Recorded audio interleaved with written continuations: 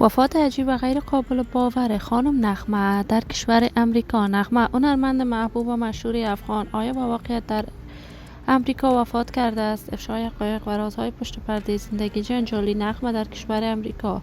دلیل دوری این هنرمند از هنر موسیقی چی بوده است؟ نغمه چرا از همسر دومش جدا شد؟ گفتنی های تازه وی درباره زندگی شخصیش. من در این ویدیو پیرامون حقایق همین ماجرا خواهم پرداخت. پس در ادامه با کانال دنیا اینفو باشید.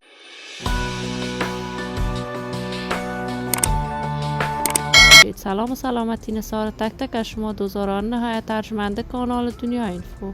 شما رو خوش آمدید میگم به یکی دیگر از ویدیوهای جذاب و دیدنی این کانال. اگر دوست دارید عضو کانال دنیا اینفو باشید، پس برای ما هرچی بیشتر از این کانال علامت سابسکرایب را فشار دهید تا بیننده ویدیوهای جذاب و دیدنی کانال دنیا اینفو باشید. نغمه هنرمند مشهور، چهره شناخته شده، یکی از هنرمندان محبوب، پرآوازه و مطرح افغان که در مدت خیلی کوتاهی در میان مردم افغانستان شهرت و محبوبیت خاصی پیدا کرد.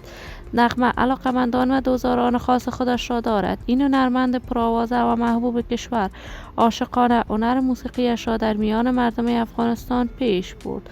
کارهای هنر موسیقی نغمه از 50 سال قبل تا کنون ادامه داشته است. بیشتر از هزاران پارچه آهنگ صوتی و تصویری سروده است. نغمه اصالتا پشتون است ولی بزرگ شده شهر زیبای کابل است. نغمه در سن 18 سالگی با منگل ازدواج کرد. ثمره ازدواجش 5 فرزند بود. آهنگ‌های بیشماری سرودند که تاکنون آهنگ‌های نغمه با منگل در هنر موسیقی افغانستان ماندگار است.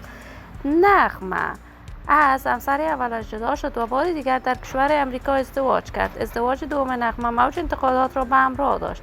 این همه در حالی است که تازه تصاویر نغمه در صفحات مجازی دست به دست می شود که این هنرمند در کشور امریکا وفات کرده است. تاکنون جزئیات بیشتری این ماجرا در دست نیست که این خبر تا چه دقیقت دارد، ولی من آرزو دارم خبرهای نشر شده در صفحات مجازی دروغ باشد. آرزوی خوشبختی، موفقیت، کامیابی برای نغمه با جمعی از هنرمندان افغان از بارگاه عزت الله هزار تمنا دارم.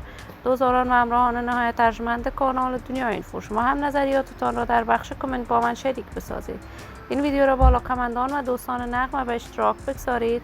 اگر دوست دارید عضو کانال دنیا اینفو باشید، پس برای ما هرچی بیشتر از این کانال علامت سابسکرایب را فشار دهید تا ویدیوهای دیگر کانال دنیا اینفو را از دست ندهید.